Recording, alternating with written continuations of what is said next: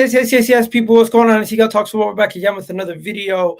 Today, we're going to be talking a little bit about everything Arsenal. We're going to be looking at the Champions League, looking forward to the next upcoming games versus Leeds and the lineup that we're going to be picking. Of course, we're going to be talking about the captain, Martin Ødegaard, and some other players and just what we think about the team, who's going to play, who's not going to play, overall performances, individuals that need to step up, things like that, so on and so forth. But before we go any further, please do hit that like button. Please do hit that subscribe button if you haven't already done so. And check out today's title sponsor, none other than OK Jersey. Link will be in the description. And of course, you guys can get 8% off using the code EGAL. So please do check it out. It is a great website and you can get amazing kits with good quality for very, very affordable prices. But yeah, before we go any further, please do let me know what you guys think about all the comments, all the content in today's video with a comment. If you're watching this on the playback, I will be leaving timestamps for you guys. But yeah, shout out to everybody. First things first, I got my boy Trim listening in the building. Haven't had you in a while, bro, in the stream. Hope you're doing well. Yes, my bro, man. Appreciate you asking me to jump on. I'm good, man. I'll lie. Chilling, man. Let's get it. All right. Next, we got Curran in the building. Always Mr. The man who brings the logic to the table. Doesn't let all the emotions and all the other stuff get to him. I appreciate Curran always, man. How you doing, bro? I'm good, man. It is what it is, isn't it? Just another day of this nonsense. So when I see that kit, it reminds me of Aaron Ramsey for some reason. I hear it still. Anyways, next we got Deo. Deo, what are you wearing, man? You look like a cow. Yeah, it's a warmer. It's a heat blanket. Nice. It's a heat blanket because we had it's like cow print. That's what I was thinking. Yeah, it's a heater. You can plug it in and then just change the amount of heat you want. How cold is it over there? No, we just had a freeze over the this last week. And normally Texas doesn't get cold, and this was so it's from Texas. Yeah. Okay. Yeah, it doesn't get cold here. So, but we had a freeze and everywhere, everything shut down. Like schools were shut down for a few days. Like everything, like here, because we don't get snow. When it happens, it's like, yeah. And I don't do very well with the cold. That's why I'm in Texas. It's always warm here. Hey, do me a favor, guys. Anybody watching on YouTube, please do hit that like button. Let the people know. We're also gonna have Kunle joining us at some point throughout the stream. But before we go any further, what do you guys think about yesterday's game versus Kairat, man? Yeah, man. The first half was quite nice to see. It was a bit fresh, different kind of setup, as you man saw by the lineup. It's good to see Havertz back, man. It's been a while. I'm not going to do any revisionism or act too reactionary. Got to look at the opposition as well. But it was just good to see he's gone there. You got to play with him in front of you. He's gone there. He's done the job. It's inspiring to see. Second half, of course, was a bit disappointing. For obvious reasons. I know a lot of people are saying, "Oh, we slowed down the tempo too much, and it was a bit too negative." I feel like it was more our decision making in the final third what made that second half look a lot poorer than what it was. And obviously, then Kairat got the goal in the end, which kind of made it worse. But in the day, we've just gone perfect. We've just won 8 games in a row in the Champions League. I'm not gonna, even if we drew 3-3 tonight, I would throw. Like, I'm not bothered. Too tough. The job has been done. We've asked them to turn up to the San Siro and do the business. We've asked them to handle Munich. So you think I'm gonna get too arsey about a little game in Kazakhstan? Nah, what against Kazakhstan even? Nah, it's chilling, bro. But it was nice to see a couple of debutants. I felt like, I don't know, for me, the debutants could have come on a bit earlier. There could have been a bit more. Would have been a bit nice to see, man, give the youth some inspiration, and also it motivates the other younger ones. Like, I can get my Champions League debut in it if I knuckle down and should have been a stat pad session. I agree, man. No, but again, stat pad or no stat pad, I think it was what I enjoyed mostly about yesterday's game was the experiment. I love that I could see Havertz and Ødegaard play together. I love that I could see Eze and Odegaard play again together. Like, for me, those experiments were good. This is the kind of game where you experiment with stuff like that. You want to see how and the second half maybe not as good as the first half, but for me, that was an experimental thing that happened. Ødegaard was good, throughout for the time that he played in. Just being able to see those players and being able to say that they can still be quality, because regardless of how poor the opposition is, it's about momentum, winning and staying on track. That mentality that, okay, well, we lost the game, let's bounce back. So yeah, I just enjoyed seeing players that I've thought about on paper. I'm like, okay, what if we play Havertz and Ødegaard? What if we played Eze and then what if we played, Zubimendi and then, rest Rice in the game, play Eze, play Odegaard. Florian centre back, man. Florian centre back was I know he gave away the stupid penalty, but I thought he had a really. But again, I have to give that that penalty for me. Again, he just came back. Yeah, he just came back after that for me is, I'd say, it's game rust after 5 weeks of being out. Do you think it's game rust, or it's because it's just Kairat, it was a nothing game, so he just thought? No, it's game rust, and I'll tell you why it's game rust. Because one thing about injuries that I mean, when I follow like a player's injury thing, they don't get to play actual football in their rehabilitation on the pitch. They're doing a lot of exercising, they're running, they're getting their cardios up and everything. When they get back on the pitch to play, there's always rust in the first couple of games. Very few players come back and are just like, all right, on it. Yeah, because and again, at the period like where we're playing 9 games in a month, where we're playing games 3 games a week or 3 games in 8 days, there's no time to train as well as much. They don't get enough time to train. So they play a match, they rest the next day. They probably go into training for half a day tomorrow, and then they're back on the pitch. And as a player who's coming from injury, you don't get that time to even train as much as well. So I think it's game rust. I think a couple more games, you'll be back to fitness. It's like almost saying like, I want to turn. I'm too slow now just because I just got back. But the more you do it, the quicker you're able to pick up on it. So yeah, I mean, that's all it was for me. The penalty was a penalty, fair enough. But again, it's just good to see those experiments, It's good to see those experiments, to be able to see players that, because I've been wondering what we'll do with Ødegaard. I'm being honest. I've been like, he's probably like our 4th choice, DM, and then bringing in a younger DM again in Ibrahim, to see how he performed. Again, that's a good thing to see. So I enjoyed the experiment. It's I mean, 8 out of 8 overall. The Champions League picture, 8 out of 8. I can't complain. Yeah, we've set a record, didn't it? We've set a record. Karen, what are you saying, man? I mean, I was at the game, so I had a pretty different experience from everyone else. I know everyone was probably just switching channels and doing all this. I was happy with that first half, but honestly, the main takeaway from this game is I feel like we experiencing that game live. I was sitting around with people that I didn't know. We were just joking and laughing. We were trying to get on the fullback closest to us, the Kairat fullback. We were trying his name just to try and distract him because we were a bit bored at the time.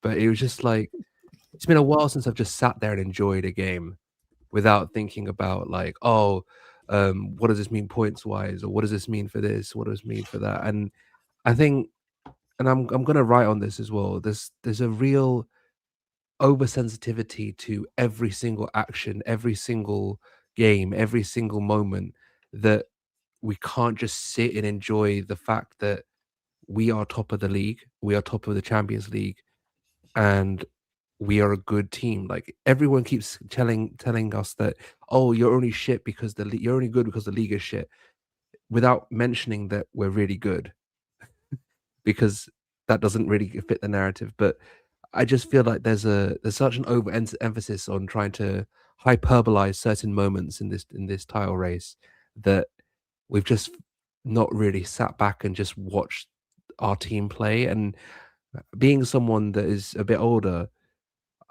I experienced the 04 title. I've seen titles at this club, and a lot of people haven't.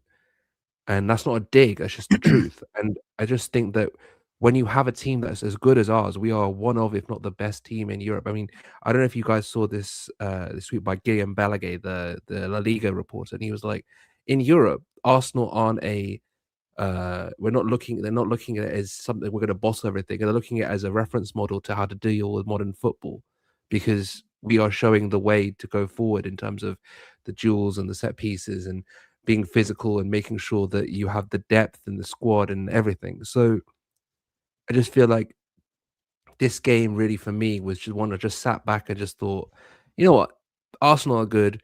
We're in a good position. Why am I getting wound up by anything and everything? Because that United game took a lot of emotional stress out of all of us. So it's just a case where now it's like, well, look, either this team is going to do something this year or it doesn't. I have no effect on it.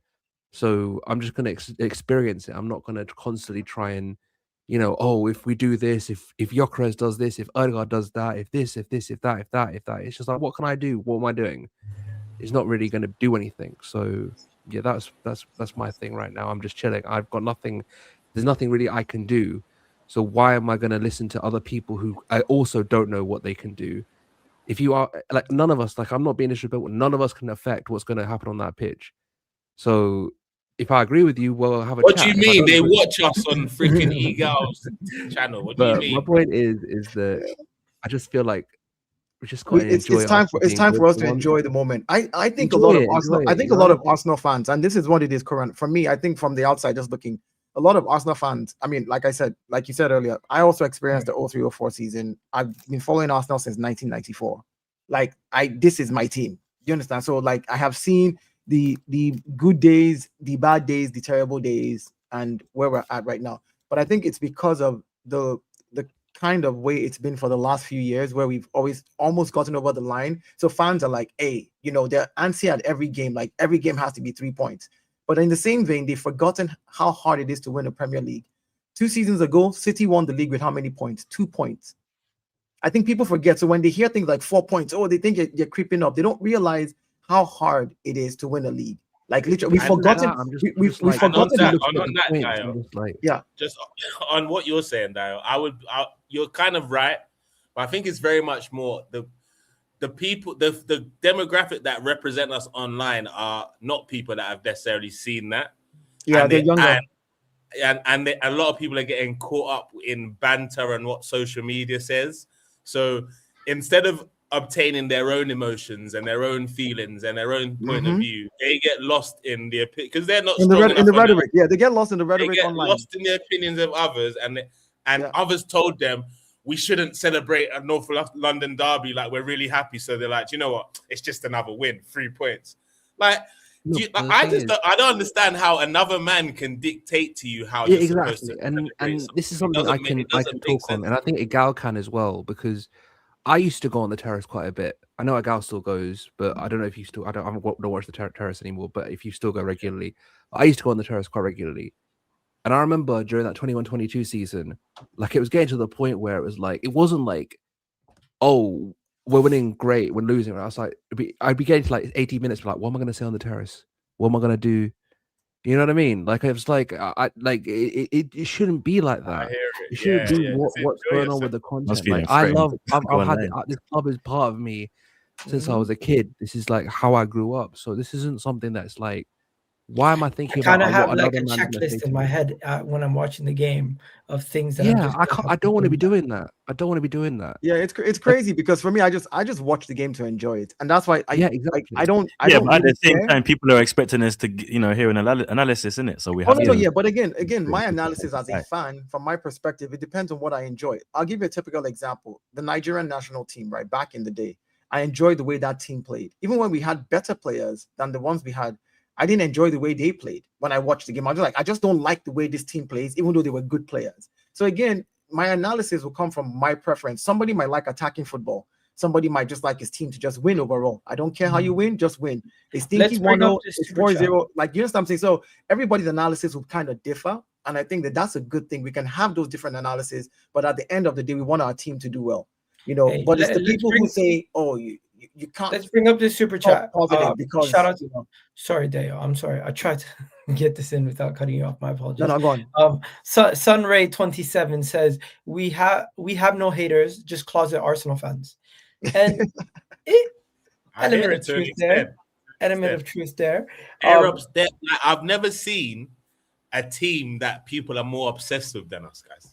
Like, I know people don't like the fan base. They're the biggest team in the world. Mainly because of the fan base. Biggest team in the world, guys. No matter what. But bro, like look back. After the Europa League final, who did they talk about? Arsenal. After the Champions League final, PSG just won 5-0 or something. They're like, oh, Arsenal, what are you watching? Like, bruv, we're on everyone's minds every single minute of every day. And it's because they're scared. And they're scared. Right, let's talk about this then. Really quick. They're scared of the eruption that's coming. And if we win, it's going to be crazy. No, but let me tell you. Obviously, I don't care what they say about if we win or if we don't win or whatever. But they have created a world where if we win, they're going to still make fun of us. If we don't win, they're going to dunk on us even more. And regardless, we shouldn't really care. We shouldn't Of course, really care. if we win, yeah, they're just What gonna be they're like, all right, doing, about what that. they're doing let is, me just say something before we sorry, move let on, me right? just finish. What they're doing is, if you use their own logic against them, they're discrediting their own achievements by saying this Arsenal team would be the worst team to ever win it. And then if we don't win it, well, they bottled it again. It's like you can't please people who don't have arguments in good faith. I'll be real, yeah. There's only one way to shut everyone up here for a long time, and that's doing a quad. You do a quad. You know, see, don't do this. Don't do this. I'm just saying. Let me tell you why. No, but I'm just saying, like, yo, you do a quad, yeah. No one, for the rest of our lives, man. No one can chat to us. You and I have the same thought process right now. Like that's why I said don't do. Like you literally went into my head. Bro, we can dream, bro. Football's, yo, couldn't they? Bro, all we need to do is a league Champions League double. Forget about the rest. No, but I'm talking hypothetically to make man them shut up for good, bro. No one will be able to chat to me for the rest of their life. No, but why do we care about their banter as long as the team does well? But again, he doesn't. Yeah, but it's both. It's both. Two goods can be. You know what I'm saying? I don't care about the banter, Igal. If I can dream if I dream and say, man, I wish my team could win a quad. It's not about what anybody thinks. It's about me wanting my team to do something that nobody has done before. Is that not what you want your team to do? Until we're out, yeah, I'm dreaming. I can't lie, yeah. Until we're out, I'm dreaming. Hey, we got bigger things to worry about. Let's actually talk about some of the stuff that's going on. Let me just quickly say something before we move on, and we should move on because I don't want to drag the whole show. But the whole thing with the banter and this and that, I just want you to think about this, and I want everyone to think about this. If your first thought of winning a title, if you think we're going to be at Palace last day of the season, lifting it or not lifting it, and think, well, that United fan on Twitter, man. There's people that think like that. I'm going to find him or I'm trying to stay away from him. You know what I mean? Like, I just think that... You lost it. Don't watch football again. Whatever happens this season, I'm going to be outside. Okay? It's summer. It's World Cup season. You're going to find me in Islington on the roundabout with a bottle of wine in my hand, just relaxing. Okay? It's going to be a matter whatever happens, because I'm proud of this team where it's come from and what we can do and how we are viewed in this continent right now. So I think it's just going to be a season where from now until the end of the season, where it's just like, look, the team's made, the squad's made.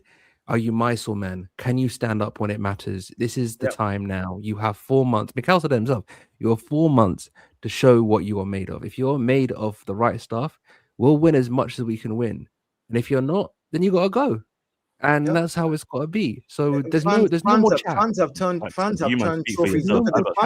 trophies into banter. Like, we've turned trophy winning into banter. And that's what they do now. Like, it doesn't matter how good your team is. If you don't win, or they're going to banter you. And I'm just like, trophy winning is amazing. And here's the craziest part. I said this to a bunch of rival fans one time. I said, if you want to talk about trophies, right, and you want to talk about history, because they like going back to, United is one of the greatest club, Liverpool. I said, okay, that's all history. Not recent time, but history. We still have the third most trophies in all of England. I said, do you know what it speaks? It speaks volumes to your team that we haven't won in 22 years properly, and you still haven't caught up to the amount of trophies that I have. Like, I've amassed so much trophies in the past that for 20-something years, you had 4 tournaments every year, which means you had 88 trophies available to all of you to win and catch up and supersede me, and you still could not do it. Hey. Again, it is what it is. Let's get straight into some of the business. We got some more to talk about, guys. First things first, Kai Havertz is back. He had a great performance in that game, in that 45-minute spell. Are we going to see more Kai Havertz starting? What are we saying? Because I'm already seeing people saying he should be starting over Ødegaard, or people saying he should be starting over Ødegaard. I'm seeing people shouting for him to start versus Leeds. What are we saying? Well, we played Kairat, bro, at home. Let me ask you a question. It's not about what people are saying. I don't like. I care that we now have 3 strikers who, against Kairat, all 3 of them scored a goal, even though Gabriel Jesus was marginally offside. That's a good thing to see. I know it's against Kairat, but having your strikers, and you could see all 3 of them scored in a different type of way, right? You saw the Gyökeres one in the first 2 minutes, playing the ball behind. Gyökeres turns one time, boop, shot, good. Yo, you want good? Huh? It's a mad screaming. No, that's my kids. It's my kids, man. It's my kids. Yeah. Look, trust me, dude. I knew it was a if you don't Nigerian listen, scream. listen, man. If you don't have kids, take Nah, your I got time. kids in it. I Hey, got two guys. boys in it. Oh man, I My got two boys. question- I hear it. My I hear it. question is not about what do you think about Kai Havertz. It's about it's not about who starts. That's what I'm Where- saying.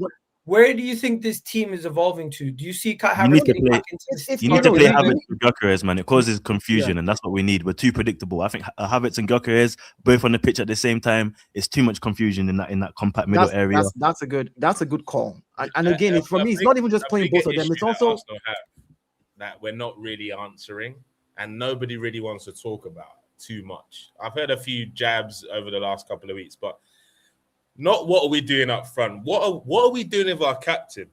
Where is he playing? Should he play? Those are the real questions, because if we figure out what we're doing with that position, I think the forward line would look a lot better regardless. So I think that's a bigger question than but is then Havertz Kule, is Jesus going to play? no. But Kule, here's the problem though. With the Odegaard position, Eze is supposed to be the guy who we brought in as a, like if Odegaard is not firing Eze, both of them are not firing at the same time.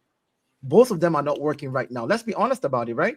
So again, that position it was either we keep Ethan, take the risk and depend on an 18-year-old Ethan Nwaneri to play in that position and bench the captain and Eze, or hope that a run of games for either one of them will actually trigger them. He's not benching I just Odegaard. don't think. No. I know that. What I know. Eze's chances. That's what I'm Eze's chances as a 10. Again, that's what I'm saying. That my as Odegaard's chances as a 10.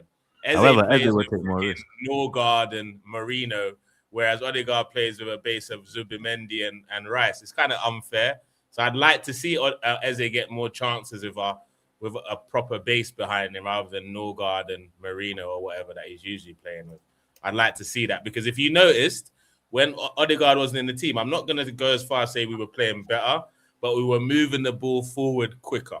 And that definitely helped us. He takes too many touches. We know that. Yeah, we need to fix that. Do you And think he's starts scared versus to Leeds, take though? risk with passing. I don't know He'll why. start versus Leeds because Do you he'll think lead. Kai Havertz starts versus Leeds now? He earned Oh, it. not Havertz. No. I don't think I he'll hope start. not, I think it'll be because too I don't soon. know how man. fit he is, because I think there's something wrong with him fitness-wise, so I don't want to overdo it. You manage it. You gotta manage it. Definitely Innit? look good. I liked how early he was getting rid of the ball to Gyökeres. Is it because it's Champions League and we get more time and space? Maybe. So I'm not getting too overexcited about that just yet, but I liked what I saw in that first 45 No, but you minutes. also have to think about the pace in which he gets the ball and gets it out of his feet.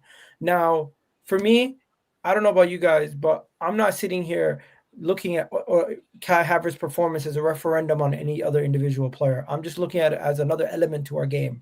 He can play as a false 9. He can play as a 10. He can do all sorts of things for us. And it just gives us more versatility throughout the rest of the season. Now, I'm going to get on to Arteta's conversation, but where do you see Kai Havertz fitting into this team? Do you see him playing in that 10 role like he did in the game versus Kairat, or could we see him back up top now that we have all the options of Jesus and Gyökeres? I can't lie, though. Just before we move on the Havertz and Ødegaard thing real quick and leading into it, like, for me, that first 45 minutes, if Ødegaard is on the pitch instead of Havertz, I don't feel like Ødegaard contributes to those 3 goals the way Havertz did, and Ødegaard's been playing. So for me, like, I feel like Havertz kind of proved that he can influence the game in the 10, and you can still allow someone to be in front of him. So for me, I'd like to see him in that 10, bro. Who's the best 10 at the club? Corinne. Best 10 at the club? It's probably Eze. Yeah. The actual, if you're talking like pure number 10, like the thing is, if you watch us, we don't really play with a central 10. Sure. Like it's a lot of wide combinations. So I wouldn't say 10 is really a thing. Like it's more accurate probably saying right and left centre mid. I think our best right centre mid is Kai Havertz. He's been, I don't know if people remember, but his first time back at Stamford Bridge, he came on as a cameo and played right centre mid, and he was hooping then as well.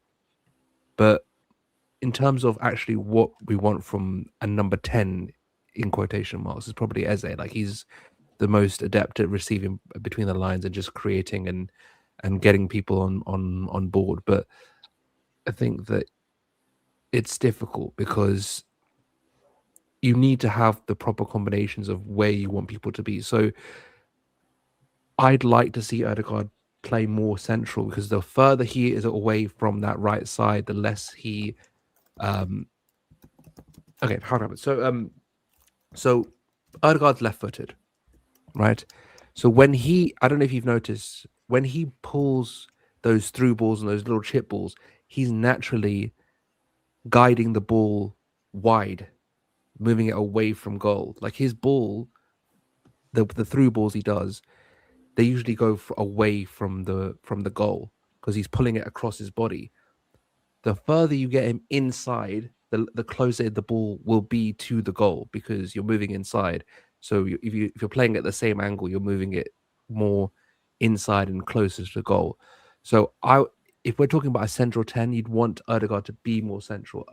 Eze has this ability to pop up. He's in love with Saka too much, so he always goes to where Saka is. He loves Saka too much, and I think without White, that combination isn't really the same. You need that ability of White just to hit that byline and to overlap and underlap as well. White does a lot there. Well, yeah. So I don't know if people noticed, White was in different positions yesterday as well. He was playing inside a bit more.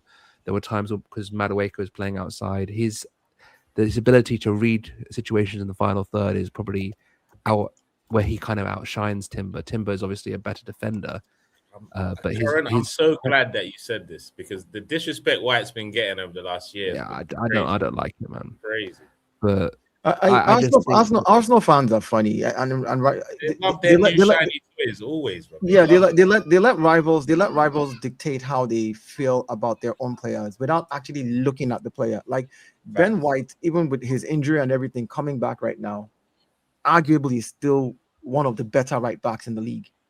Brother, arguably, I'm so excited to have Ben back in our like squad. you understand, like if you have I mean, people don't understand. You have a Ben White coming off the bench for Timber, and remember, Timber got injured for a whole season after Timber's supposed to chop bench in certain games for Ben White. Let's keep it. I'm telling you, that's what I'm saying. I'm saying the only reason Timber upped his game level, Timber was injured when we first got him. Ben was phenomenal that season, and then when Timber came back, Ben got injured for a long time. So Timber stepped up in that position. And of course, when you get a player come back from injury like that, you're not throwing them into the deep water immediately. You have to make sure that you ease them in. And we had the luxury of easing him in because we had Timber. But right now, you can see that Ben White is back at where he's supposed to, like playing wise, player wise, skill wise, everything. When he plays, you know he's good to go. You know, and that's a good thing to have. Ben White was captain yesterday. That's something that's a good thing to have. You know, so hey, let me take it back from Ben White and let me bring it back to the captain. There's a lot of discussion around Martin Ødegaard, and I kind of want to spend 10, 15 minutes on this topic right here. I'm not really, you can take it whichever way you want to take it, but Martin Ødegaard has become a divisive figure within the Arsenal fan base now. There's a lot of people who believe that he shouldn't be the captain. There's some people who are saying he's not progressive enough as what we need for that position. He's not a pure 10. Some people just misunderstanding what his role is, asking for him to be in the box and score goals and get assists only and not do all the build-up play and all the other stuff that he does. Some people saying he doesn't even do that well. Overall, Martin Ødegaard is becoming a person where people look at him and they just don't know what he's bringing to the team on a consistent basis, because his performances sometimes don't match the level of status that he has in the team. He's the captain. He's supposed to be one of our best players, supposed to be one of our best creators. And there's games where I just feel like the game goes by and I don't really notice him. I'm not saying he's a terrible player. I'm not saying we're just being. I'm not saying I want to get rid of him. I'm just saying right now, what is up with Martin Ødegaard is no longer about injuries. Is it that the team is changed and he's not caught up, or these guys just don't know how to play with each other? What is it about Martin Ødegaard that it has people so? I don't think it's like what is for me. What I'm noticing about him is because you don't just forget how to be a good footballer. Because Conley, remember I told you, bro. Yeah, we'll get back. You remember I told you, man. You had that man. I told you. Yeah, we do. So I don't believe he's forgotten how to be a good footballer. But what's happened is, I don't know, over the last year, the decisions he makes are just so crazy now. It's like during his injury, he started to overthink things or what? Because he's got the ability to do crazy through balls. And defense splitting passes and all these things. He's got the ability to do Hollywood passes and short, intricate passes. He has the ability to do. There's nothing with a football that Odegaard can't do. But the choices he's making in the last 12 months or so, ever since he had you, they're just absolutely ridiculous. And I don't know what's happening. He needs to have 3 touches on the ball where some players just need the one. Like if he just took the one, the move could continue and we'll catch them on the back foot. And we've got pace up front that can actually affect. But instead, he'll hold it. He might pass a really good pass after he's held it for 2 minutes. But it's already the end of the attack now. Do you get what I'm saying? Did you see the one where he was on the edge of the box, yeah? He could have played it first time to the left winger, but instead he duked it left, it back right, and then tried to play it to the winger. And then by that time, it's done. I'm thinking, bro, you had an opportunity, you had a window, and you hesitated. Stop hesitating. Take the risk. And this is where the mental side of it, because it's not about ability with Ødegaard. So I never question his ability. Yeah, it's literally, as Kunle was saying, his decision-making, the mental side. What has changed mentally? And I've always said, yeah, you need to forget about football. You have to find the player first before you find the footballer. I think he's lost himself. He needs to find him. You know what I think has changed? I don't think he's lost himself. I think if you look at this Arsenal team this season, where we actually have none of our players who have scored double digits yet, even though we have no. Hear me out. Kunle. Martin Ødegaard has played 17 games in the Premier League this season, out of 23 or 24 games that we've played. He's missed 7 games. That's 7 weeks of football, literally. He's had stop and start injury at the very beginning of the season. He came back. He looked good. He looked good at the point. But what I'm driving at is, I think that what has changed is the way the team plays. We want more control. Hence why, if you remember when we were not playing controlled football, our players were freer. They did a lot of things. They took risks. Players would drive at people. They would try to dribble through. But the minute Arteta changed the system to more controlling, which is when you get the ball, don't take the risk yet. Hold the ball, find the space, tiki-taka your way, control the game, squeeze the opponent. So like Arteta is the one telling him. No. So I'm saying that style of football, when you adapt to it as a player, you might lose yourself, and it will look like you don't have an ability anymore because you're now trying to do something that works for the whole team. Again, I don't like that style of football, but that's what's kept us at the top of the Premier League, and that's what's kept us at the top of the Champions League. I don't like the style. Don't get me wrong. But my point is, I think that if you, I'm the same with you. If you unlock the shackles, maybe we'll see a better Ødegaard. We used to play pretty football and come fourth every year, and we still got clowned. And we still got So my point is, like, again, I'd rather be here. I'd rather be here. So again, that's why I don't get onto the players that much, because Bukayo Saka this season is also not firing on all cylinders, as compared to the Bukayo of old that we know over the last 2-3 The thing seasons. is, when we say not firing, we're just talking about literally goals and assists. Not just goals and assists. I'm saying like you know how I know you know this. I'm just saying to people out there. People out there. I'm just talking about, like, you know how I get excited when I want to see Bukayo Saka play last season, the season before, even whether we were going to win the league or not. He's still an exciting player to me, but he's an exciting player in a controlled team now. Like there's a lot of control in the way Arsenal plays. They want to. What are you guys saying? Are you taking Martin Ødegaard out of the firing line? Are you taking Martin Ødegaard out of the firing line? Are you going to put him on the bench? What's the plan? No. He's the captain. You got to play him in it. I won't take him out of the firing line. Again, people I think us as fans, we want to see our team play amazing football and win at the same time. Sometimes you have to sacrifice some of those things. All this talk about Ødegaard, he's the captain of the team that is right now top of the Champions League and the Premier League. He's part of the reasons that we're where we're at. He's created his chance creation for Arsenal, not as compared to other teams, but within the team, the squad, right, is 99%. Some of the chances he's created, we're not getting on the end of it. And so we don't see it as a thing, but like, oh, Ødegaard. But he's literally, and I'm not talking about assist, I'm saying chance creation. So there's a big difference. It's like, why will I take him out of the fight? But something is working for us right now. Whatever it is, we've got averagely players scoring 4 goals per head. And we have 14 players that have scored the average of 4 goals. Literally 5-5, 4-4, 3-3-3, 2-2, 2-2, 1-1. If you do the average, we have players scoring 3.5 goals per player, and there's almost 14 players who are doing that. If we carry on like that throughout the entire season, I don't like it, but if it works, it works. Let me ask you a question. Do we think that if we take Ødegaard out and put somebody else there, that by this stage of the season, Arsenal would have been 65 points or what? Like what are we doing? There's a large portion of the Arsenal fan base who look at the period when Odegaard was injured and say to themselves, "That's the best football we played this season." What I don't care about the best football league. I'm saying again, how many points did we get is the most important part. I think we won every game. We won every game. I mean, we went through 1 month where it was the best defensive performance. We didn't concede one goal. The whole of October, we had no goals, no shots on target against us. But forget about Martin Ødegaard for a second. The team, is the team a better team with Eze in the 10 or Havertz in the 10?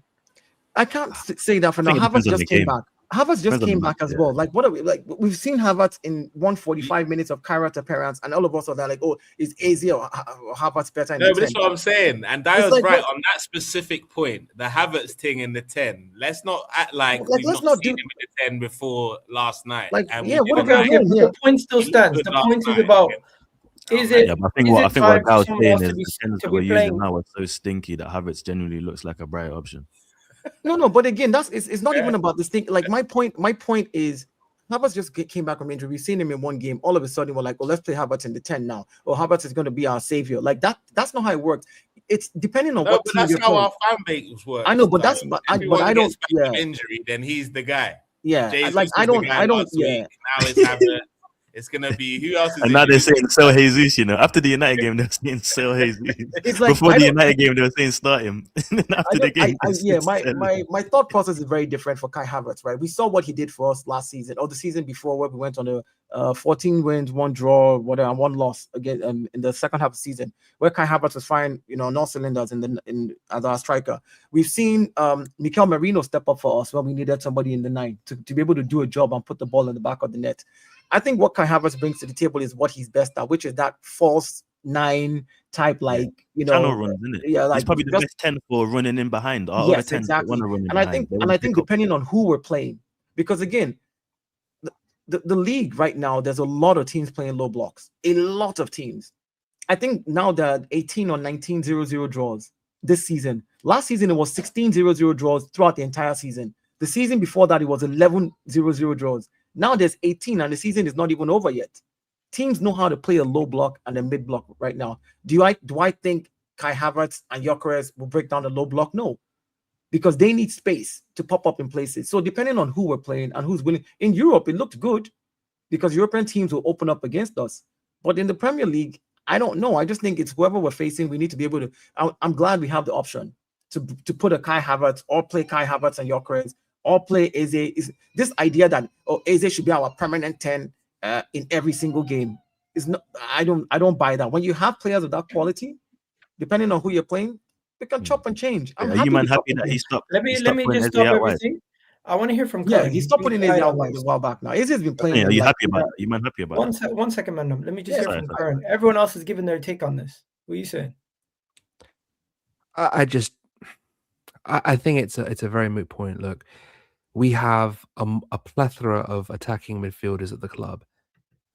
If Ødegaard doesn't have to start every game because he's the captain, and I'm not saying that people are saying that, but my thing is very simple. If he's struggling and it looks like he's not at the top of his form, let him sit a while. Let him get his legs back, or maybe he's still struggling from coming back from injury, or maybe there's something he needs to work on, or something that he needs to work on, or maybe a connection he needs to form, or just the ability just to to stick in the back of the net again, just something. If he wants to sit or not even wants to, but if he needs to sit because it's just not working, we have the players to not make him play every game. And I just don't get this whole, he's the captain, so he's got to play and he's the captain. I'm not saying, Dio, you're saying this, but I'm saying that there's a couple of things that I was like, well, like you were saying, like he's the captain of the team at the top of the Champions League, and I'm like, well, if he's not really going at his top level, then he shouldn't really have to, play through it.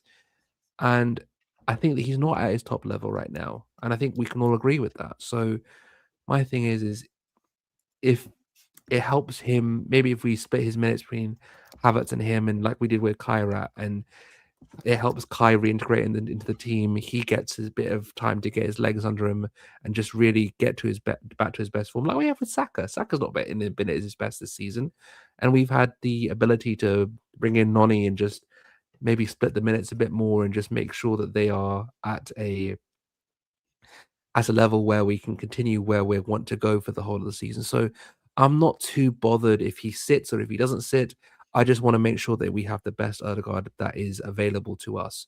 So whatever that requires, then I'm happy to do. But I don't think it's a case of starting him and not starting him. I think the manager will see in training, is he ready to start? Does he still feel like he's the best 10 at the club?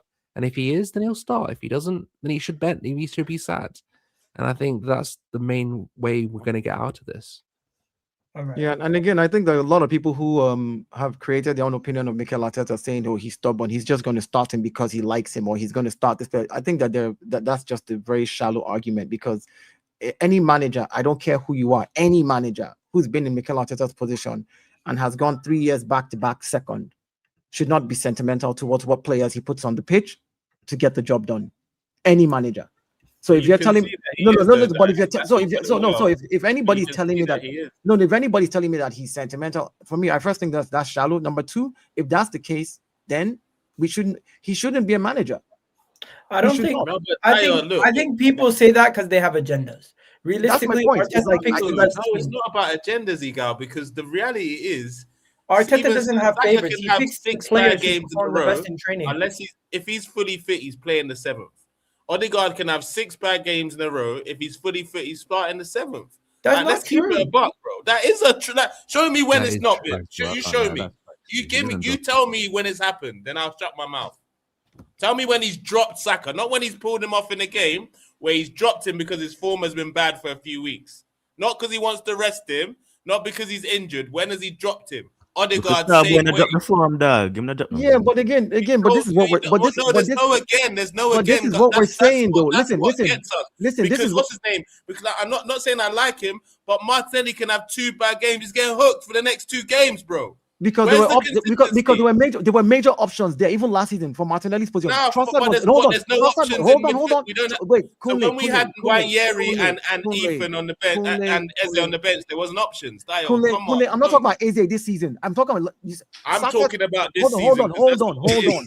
Hold on. Let's start from last season. The reason Saka, because I'm driving at your point. Because you know our squad wasn't and then stacked. This season, this season, I don't want to talk about last year. Okay, this season.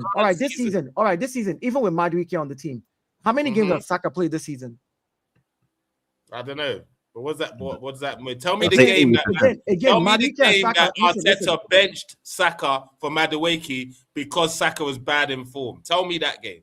It wasn't like, how do you know why? Okay, so the games that Madueke started. Hold on. What was the reason? No, stop playing politics. No, because you can't say. Both come from the same country. Kule. What I'm saying is, hold on. Let me ask you a question. We've said Saka has been bad this season. Yes or no? Right? Yes or no? No. We've all said that. We've all said Saka. I've not said that. No. We've all said it this season. I've not. But hold on. Let me finish. We said it this season that Saka has not been good every single. Played 21 games, by the way. No, yeah, exactly. But what's his name? Madueke, I think, has played about 17, right? As well. And then coming off and not here. So my point is, listen. Starting games, that's what I'm driving at. We've said Saka was not good this season. In games, we've said, Saka didn't step up. Then in the Champions League game, he benches Saka and plays Madueke. How do we know that it's not because Saka was bad? Or how do we, what are you saying there? Are you saying that, again, we said he was bad in the game? But now we don't want to admit it. All of a sudden, we want to say, no. Why are we doing this now? Kule. Anyway, guys. Kule, you cannot say in one breath, this guy is bad in the game. Okay. The manager benches him. Hold on. The manager benches him and then you say, oh, no, it's not because the player was bad. It's because he wanted to rest him. Okay. Great. If that's the case, Dio, why, after scoring 2 goals in that game, was he not in the starting lineup the next game for Saka? Tell me that. You're talking about Madueke. You're talking about Madueke. The person we've both been talking about. I didn't change the player, bro. That's why you were injured. And again, the reason I would bring back Saka is because Saka is my number one player. Didn't he get injured versus? No, I don't know if he got injured or not. No, I cannot let me answer you now. You've not let me answer you now. You've not let me answer. All right, guys. Just to give you guys a break. Hold on, why would I not bring on my number one? I said to give you guys a break. One second, chill. Let's hear this thing that you guys from do. somebody else. Hold on, Liga. Let me tell you something. There's something football fans do that I think is a very dumb thing, and Arsenal fans are the number one culprit. When a player scores, Arsenal fans, there's five other Arsenal fans on the screen. All of a sudden, he deserves to start the next game. Some players can be on fire in a game, and that's it for that game. That's it for that game. I will go back to my normal. What are you talking about? So let me get straight. If you were manager, and a player won man of the match, as a manager, you go back to the methods that was consistent for you from the beginning of the season, that has kept you at the top of the table and has kept you at the Champions League. So why did Gyökeres get dropped for Jesus against United? Why did Gyökeres get dropped for Jesus against United? What's your reason? You think it's because Jesus was on fire in the last game, or you think it's because Gyökeres was not good enough? It definitely had nothing to do with him scoring 2 goals midfield week. Definitely not, Dio. Obviously, my point again is, you know what? You can believe what you want, but again, you playing Jesus against United. What did Jesus then do against United? Of course, he deserves to start. What he did. That's my point. My point is, let's stop the debate. You're saying when the player is on fire, he deserves to start the next game, and I'm saying that that's not the case for me. Just because you're on fire in one game right now, I will not start you in the next game. I will go back to the method that we've had that have been winning me games. Yes, you fired for me in the Champions League, but in the Premier League, what have I been doing that has kept me here? As a manager, it is stupid of you to just say, oh, because he scored 2 goals, I'm just going to keep swapping. Yeah, chop and change, chop and change. Because he's in form, let's not continue. You need consistency. Chill for 1 second. Let me bring Brendan in. Brendan wanted to speak about this Odegaard topic. What are you saying, Brendan? So, you know how every team has players that you just outgrow and need to move on from? I'm afraid, boys, Ødegaard is one of them players. He is. Nobody can deny it. He's been here for 5 years, so he's been here a long time. And if we want to consistently challenge and win, mainly win trophies, unfortunately, he's not the guy. He's not the guy, because every single time you want somebody to step up in the big moments, you want somebody to step up in the high pressure games, he is the first one that goes missing every time. Every time. Now, I can allow the fact that he's been injured this season. No problem. No problem. But he has been poor for a minute. He's been poor for a minute. And yeah, it's not good. It's not good enough at all. Like only a few years ago, we was comparing this guy with the likes of Bernardo Silva and Kevin De Bruyne. He's fallen off a cliff. And he's big. He's a big part of the reason why we haven't managed to get double figures out of any of our attacking players, because he's the one who's supposed to supply them. Do you know what I mean? And the funny thing is, right, this narrative around Eze, I am absolutely gobsmacked with some of the things that people say about Eze. Because the truth is, Eze has played a total of 971 minutes for Arsenal in the Premier League this season. That is the equivalent to 10 full matches. 10. That's it. Right? The geezer scored 4 goals and created 2 assists. He's outperformed Martin Ødegaard in terms of statistics, in terms of goal contributions, in less amount of game times. He scored a hat-trick against Spurs, which won us the game. He scored the winner against Crystal Palace, which won us the game. He was a big part of the reason why we scored the 3rd goal against Inter Milan. Let's just be real, because if that was Ødegaard, yeah, that goal probably don't happen. The reason why that goal happens is because Eze drove at the defence, yeah, made players commit, and then opened up the space. Don't forget Martinelli's goal against City. Don't forget that. Yeah, that as well. You know what I mean? So the disrespect around this, and this is where I agree with Cunley when it comes to Madueke as well. Like it's like, if you're a big club, it shouldn't work where you're my favourite, so I'm going to play you regardless of how you're playing. And that's what it seems to be with Ødegaard at the moment. Doesn't matter if he's having a good game, bad game, poor run of games. He consistently starts week in, week out. Now, I understand he's the captain. I get that, right? But for me, at a big club, it should work. If you're performing, you play. So, i.e., for example, Madueke scores 2 goals against Club Brugge. He should have started the next game. If he does not have a good performance in the next game, then fair play, put him back on the bench. But that's how it should work. And it seems to me with Arteta, he's so set in his ways, and he's got his players that he can rely on doing what he wants them to do on the pitch, i.e. Ødegaard will keep the ball a lot more than what Eze will, and therefore he goes with Ødegaard. But we've seen time and time again, guys, that at this stage of the season, Arteta's football and the way that we want to play doesn't always pick us up results. All of a sudden now we're starting to see, some of these games that we would be winning earlier on in the season, they're turning into draws. And draws are what kill you in a title race. Now, we're lucky, really, in a sense this season, that everybody else has been as inconsistent and they've dropped points around us as well. But if we go to next season, then City have improved, Liverpool have improved, don't think that we're going to get away with it again, because we're not. And unfortunately, there are men in this team that, just need to move on. I like the Man United game, right?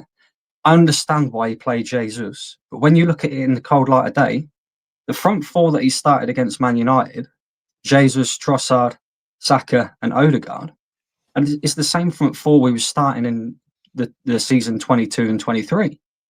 The same front four that let us down in the big moments in 22, 23. He said if a player is performing, he should play. Jesus performed during the week. He let him play, and he did not perform. And I just said, that's why Brandon said he hears why he let Jesus play. I know, but that's my point. My point is, any manager that does that is not a serious manager. You just don't, just because the player fired. No, this is why. You had a system that was working for you in the Premier League. The Premier League is your 9 to 5. That's your full-time job.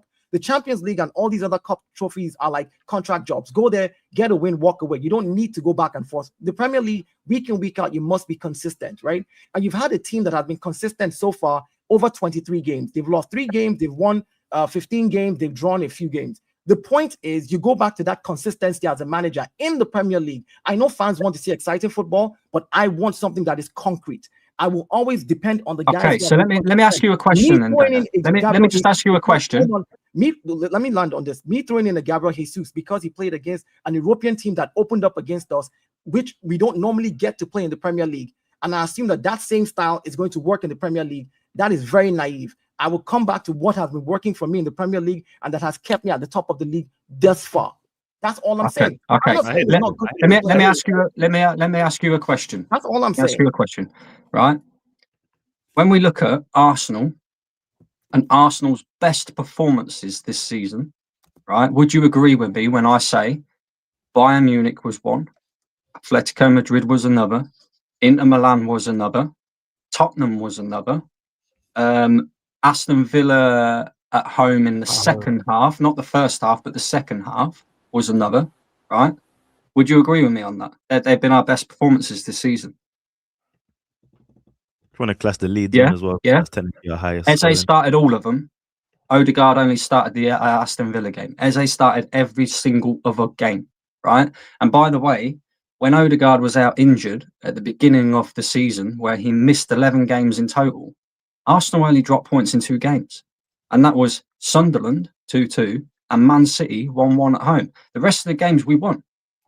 Now all of a sudden Ødegaard's sort of made his way back into the team again, and we're getting towards the business end of the season, and we're finding that our way of playing is not grinding out results because we slow it down so much that we allow these teams to reset. And Ødegaard's a big part of the problem. It's Ødegaard's fault about playing badly. If that's what it's your diet, it's not about being his fault, bro. Here's what I want to move on, bro. Brandon's saying we need to move on. We've seen the same stinky shit for years, bro. Ødegaard's been doing the same shit. I agree. I agree. Listen, we're beating the dead horse about this Ødegaard thing. We're beating the dead horse about Ødegaard. But I just want to say something real quick, Trimless, about the Premier League and why you don't just throw players in because they played well midweek against the Champions League team. Because I still think that's naive. With Victor Gyökeres in the team, we've had a higher win rate this season. 23 wins, 2 draws, 1 loss in the Premier League. With Victor Gyökeres in the team, why throw a Gabriel Jesus in against the Manchester United? Why don't you go for consistency? That's my I point. hear that point. I actually hear that point. I didn't disagree with that point.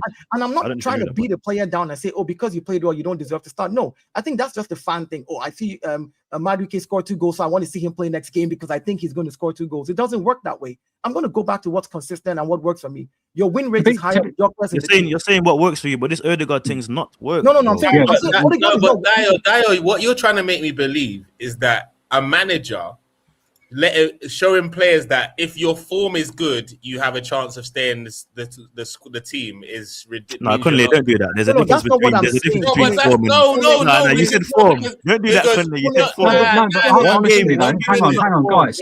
One at a time, guys. One at a time. Guys, hang on. When you say form, Yeah, but the truth is, 1 second. Hold on, let me. hang on. One game is not form still. I need one voice. I can't hear anything. Let me speak. Just real quick before you carry on, because I want to pick up on that point. Yeah, he's absolutely spot on. Because if a player comes in and performs, Deo, right, and then they know that they're going to be back on the bench in the following game, what is the point in performing? Because they know they're going to be back on the bench. The whole point of performing, when you get the opportunity to perform, is to hopefully get a place in the first team and get a consistent run of games again. Like this is why I was fuming, by the way. This is why I was fuming with last night, because it's Kairat. Extra. Yeah, no. So I swear down, Ødegaard, right? Because we won the game, yeah, and we scored 3 goals. We looked a lot more fluid.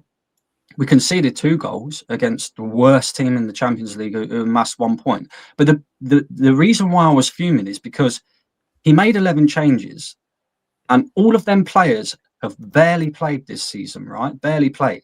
So that there is a massive opportunity for them players. Yeah, bearing in mind our first team is not performing the greatest at the moment. That there is a massive opportunity for them players to stake a claim for a first team spot. Right, while we're struggling at the moment, there are places up for grabs at the moment, and there was barely anyone that took it. Kai Havertz, yeah, played 1 half of football. He was the best player on the pitch by a country mile for us, and I don't even mind saying that, yeah, because he was brilliant last night, and he's the only one really that staked a claim to say I can start the next game in this first team. Nobody else really did that. I thought Ødegaard did all right. I thought Eze did all right. I thought Gyökeres took his goal well, but he had a few more opportunities he should have done better with. But the point I'm making is the manager has also got to give these players opportunities when they're performing well. And when players are not performing, don't keep playing them, because this is where we end up being in a situation where we drop points against Liverpool, Forest, United, and then all of a sudden, yeah, a 7-point gap a few weeks ago, which should have been an 11-point gap, let's just be honest, after the Liverpool game, been 2 points, has now turned into a 4-point gap. And by the end of this weekend, Leeds at Ellen Road, it could even be a 1-point gap. And we're looking and going, guys, did you say 11-point gap after 23 games? I just want to stop everything right now because I know where it's going, and I just want to bring it back. We're gonna talk about Arteta's little speech, and if we're going to take the handbrake off and all that other stuff in a second. But before we go any further, please, 1 second, guys. Shout out to everyone in the comment section. Do me a favor. Please do hit that like button. How do we have almost 89 people in the building, but we only have 30 likes? We need more likes in the building. Shout out to everyone in the comment section. By the way, we will not be addressing other topics besides Arsenal right now. So stay on topic, guys, in the chat, please. And I'm going to introduce the next thing. You guys all watched the press conference? I thought it was quite galvanizing. I thought it was a good press conference. Brendan, did you see it? Is it the one before Kairat? Yes. Yes, I did, yeah. He said that they're going to be playing with more courage, more enjoyment. He spoke to the players.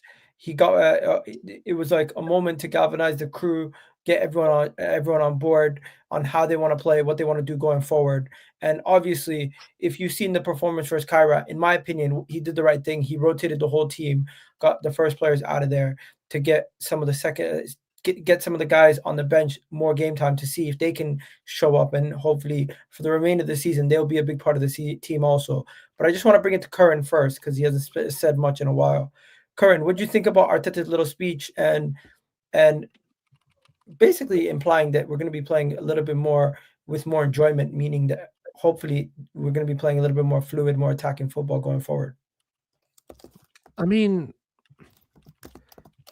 his speech is his speech. He's obviously trying to get a mood in the squad and try to galvanize everyone around us. But the proof will come in the pudding. It's like I said at the beginning. Look, we've got 4 months.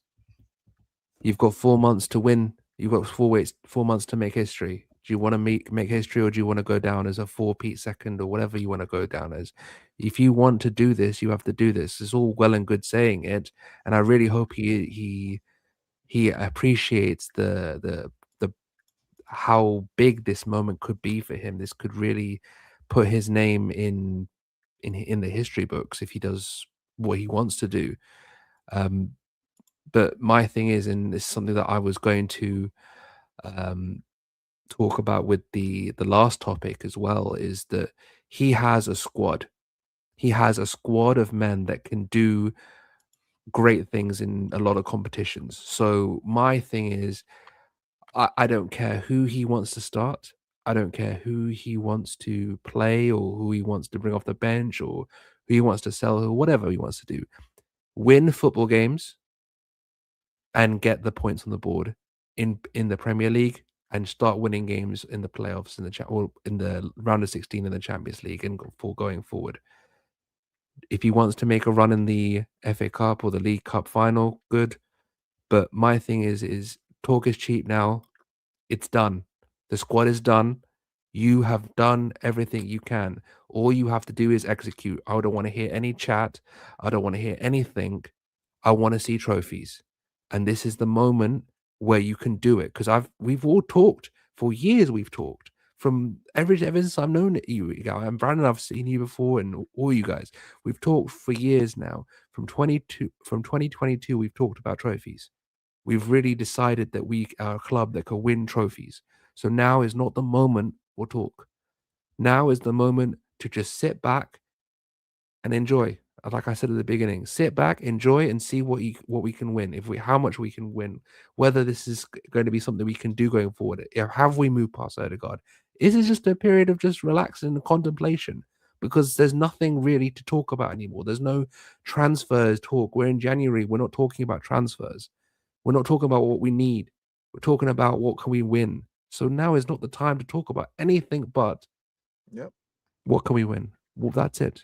How much can we win? Can we win everything? Can we win a treble? Can we win a double? Can we win a Prem or Champions League? One leg in the Carabao Cup final. So, just one more game. We're there in the FA Cup. We're still there. Yeah, 2 more games. I'm saying, like, okay, the Chelsea game, and then after that game, if we win that game, we go in the final. The talking is done. Yeah, that's and that's why I'm tired. Like, when people try to, like, especially us fans, because again we say things. But the thing is, the fans are always going to be on edge. No, of course, I understand. I understand why. For me personally, right, and because I don't like getting, because I used to be like you and a lot of people, and thinking about what is going on with the fan base, and what can we talk about, what is this and what is that, what's going wrong, what's going right. It doesn't matter anymore. There's nothing to talk about. All there is to talk about is how much can we win? Can we win everything? Can we win what we're going to win? So I don't care, and that's why I'm like, usually, Gal, you know this. I'm usually quite talkative. I've got nothing to say. I've got nothing to say, man. Because it does. My thing is just win or don't win. That's it. My thing is, it gets tiring when you look at the team and you know your team is good, and even your fans are saying, for example, when, like, Brandon, I hear you, it could have been 11 points, but in the history of the Premier League, since the Premier League has started, how many times has a team been 11 points at game week 23? 6 times in the history of the Premier League. 6 times. I totally get that. Hold on. But then there's context as well. Like, we played 17th place in Nottingham Forest, the poor Liverpool side. Do you know what I mean? There's got to be criticism as well. Though, when you say things like that, when fans say things like that, you make it flippant. Like, but don't make it about that. Bring it back to what Arteta said. I know, that's what I'm saying. We make it seem like that's a normal thing. 11 points should have been something we should have done. It doesn't happen. That's the exception. To be fair, I'm gonna have to go. Have a good day. I don't want to come on your channel again because there's too much racism in the chat. I'll see you in a bit. What? And I hope racism? What do you mean, bro? Whoa, hold on, man. What do you mean, in a bit? Bro? Bye, guys. What is that? What man are on, bro? Did you Adults, see what yeah. somebody said? They were Adults, like, they were here to come Ødegaard, talk about, Ødegaard, man, yeah. you're being racist, bro. Like, come on, look at your life. Who's he talking about? Look at Read your the life. comment over there. Get rid of Mark Len. Zainab, Where's the Zainab, mod, I bro? think- You ain't got get rid of mods. Zainab. Get rid of Someone's talking Zainab. about Curry and the idiots, man. What the hell is that, bro? Come The on, hell, get man. rid of that Mark Lev. Yeah, that's Leven. Zainab, you, bro. Get rid of him, bro. The fuck? Yeah, man. Adults, It's a you know. football chat, man. Come on. But we chill in out. real life, none of you man have this face, and you man keep your head down and keep quiet. Weirdos, man. Anyway, all I'm saying is, for me, let's not set expectations that are not realistic. You know, a lot of times we try to, talk about the exceptions and not the norm. The norm is where we're at right now. This is what teams that have gone on to win the league normally are at, points wise, difference wise, on the average. The exception is the Uniteds that are 10 points. The Arsenal in 97 that were 13 points. But bro, don't you want to create something? Where the opportunity? I do. No, I create do. You're missing my point, Tremblers. I'm saying I do, but my point is, it's almost like saying the fastest man in the world is 9.9 seconds, right? Hey, And then you know Trimless where he's at. Me and him, we've been speaking since the start. I know him. I understand where he's coming from, but my thing is Trimless. This is where he is. Just to help you, he's basically. Just give me 15 points so I can chill and relax and enjoy my season. Trimless. We've bottled it so many times. My brother, Trimless. You know what? Dio likes the chase, you know. Dio likes the chase. He likes the thrill. I'm being realistic. Dio knows the reality. We know the reality of what title race is. What you're asking for. Honestly speaking, if you ask me, give me a 20-point lead right now, I would take it if it's possible. But the reality of what we've seen in the history of the Premier League, this is the norm, is what I'm saying. Like, this is what teams that have gone on to the Premier League has nothing to do with Martinelli missing an open goal. I know, I get all that. Again, you can has nothing to do with having a defensive poor mentality. You can pick up on those games. You can pick up on those games where we've messed up and use that to beat the team over the head. But the majority of this season, we've gotten the points. It's a points-based game, and right now we're on track. On points by the normal standards. If we bottle it, the last 5 seasons. Listen, the last 5 seasons. Take me off the track. I don't want to be on the track anymore, bro, because the track ends up at second place. Take me off the track. All right. Then set unrealistic expectations, and when it doesn't happen, it's not unrealistic, bro. It's not unrealistic for me to expect after 4 years. The reality is stinky shit. My manager is not unrealistic. It is unrealistic to say after 24 games he wants a 12-point lead. It is unrealistic to improve my attacking players. That's not what you asked for. That's not what we're talking about. We're talking about points here. We're talking about points. Trimless, stay on track. This is why we're losing points, bro, because we don't do enough in the final third, bro. It is realistic to ask for improvement, but it is when you set unrealistic things like give me 15 points after 24 games. What do you think the rest of the teams are doing? Just real quick. I just want to ask Deo a question. If Arsenal don't win the league this season, which games do you think we'll be looking at and saying, if only we'd won that? Liverpool and Forest. Liverpool conceded goals all season, and we didn't even manage to score one against them. If Arsenal don't win the league this season, yeah, that's true. Again, when you don't win, that's when you can go back and then you can begin to point out those things and blame yourself for it. I agree with you. Don't get it wrong. All I'm saying is, at the end of the day, right? If you look at the reality of life, I'm not trying to be because again, I don't set expectations where I'm just like, I expect that Arsenal at this stage should be 11, 12 points. No, the league is hard to win. I've watched this team for years. The Premier League is a difficult thing to win. Very, very difficult. I think we've forgotten that as Arsenal fans, but we're suffering from our PTSD where we've come second. We've dropped leads. And because of that, we've forgotten how hard it is to win the league. If we won the league last year, you wouldn't care what points we're on right now. You won't care what points, and that's what I'm saying. Again, I'm not trying to say that the standards are on track, right, Brandon? What I would love to wake up and just be like, we're 12 points ahead. Let me just kick back, relax. The season is done. I would love that, but that's the teams that have done that. Arsenal clawed back a 10-point lead from 10-point lead. I think it was 97, 98. From United. Dio, I think this is the issue with your thing. I think Dio has got great points, but I think he's gone too far away for me because for me, I think he's doing too much because he's not being realistic. He's doing PR, isn't it? He's doing PR. He's not highlighting the ones that he even knows. Like, bro, Dio, come on now. No. I agree that they're disappointing and annoying to lose those games. I would say, what Dio's able to do, which is similar to what I was able to do. I was able to be angry about losing to Man United, but not losing my head about the title race. Not many Arsenal fans were able to do that this week. That's my point. They were doing both in one. They were like, man, you lost, we're gone, we're this. But if like, just like we asked earlier, if we'd asked you at the end of January, we'd be 4 points clear of Manchester City on the same exact points at the start of the season. Everyone is grabbing that. So like, Brandon, I heard you say something, which I wanted us to move away from that as Arsenal fans, because we're really good at this. Some of your points that you're making are really are spot on. But there's one thing you said that I don't like, and I don't want you to go there. Just for this season, Brandon. Don't go there. If we don't win. Stop saying if we don't win. Stop saying phrases like that. If we don't win, we'll just deal with it at the end of the season. I'm not going to talk about the ifs we don't win now. I know, but you've still... And I need things to change. I know, I get that. And I'm the same. I'm absolutely the same. But you've still got to have reasonable doubt within your mindset, because if it happens and why? But if we get to the end of the season and we haven't won anything, and you've set yourself up to go, yeah, we're winning, you're going to be even more disappointed. Do you see what I'm saying? Brandon, hang on. The only other thing that I wanted to say, and this is more to Deo than anything else, right? And I'm not comparing teams again. I'm just comparing scenarios, right?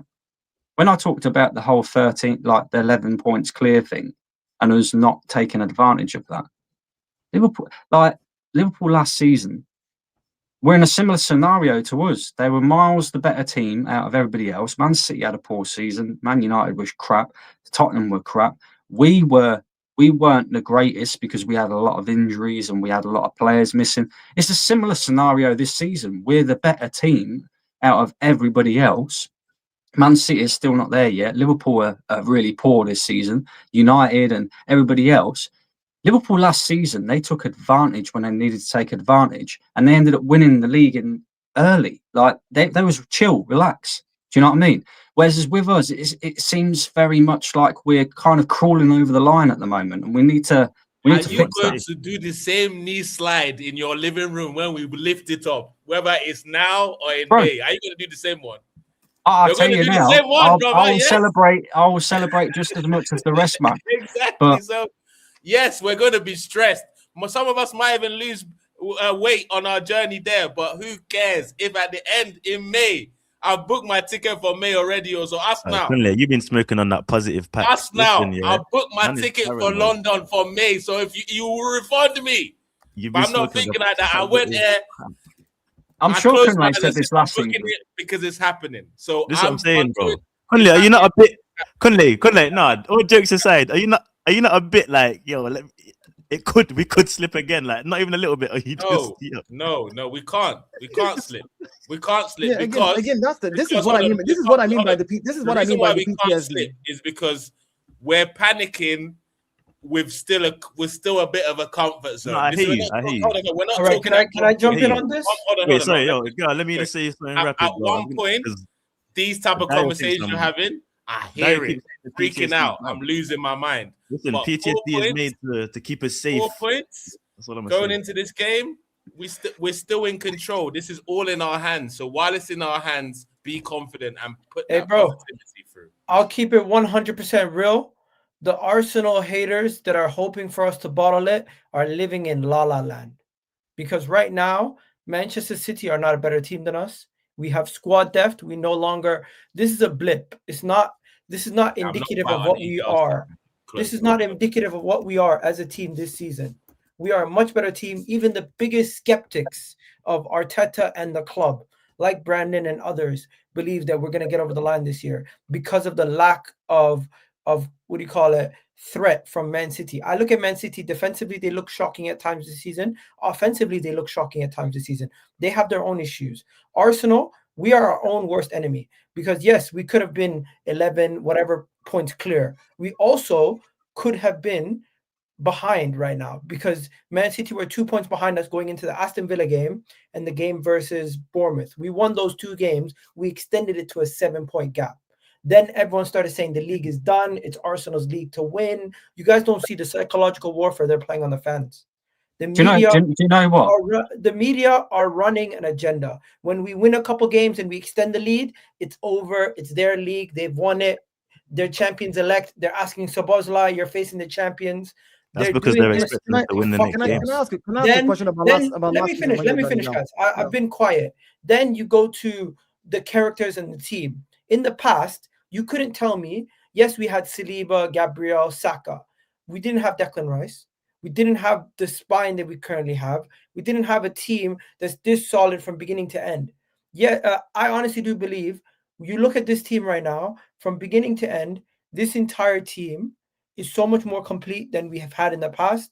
And the bench, the squad depth, the overall quality that throughout the team, the fact that you can take out one for every single position, I do not think this team is going to fall off. And I think anybody who does is still living in the team of a couple of years ago where we had to play Rob Holding and Eddie Nketiah.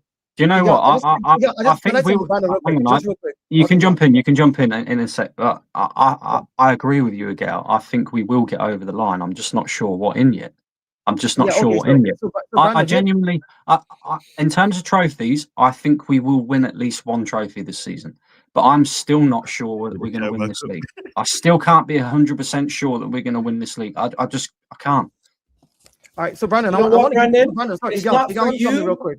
It's not for you to not believe or believe. It's up to the players to get the job done. But the fans that are in the stadium, it's up to them to encourage the team. That's what I'm thinking. If you're not going to the games and you're not being sitting there and saying basically don't go to games, Brandon, until you get your attitude right. Okay? All right. But Brandon, I just wanted to jump and just me. The reason I say I like to be realistic is I like to set my expectations. Realistic.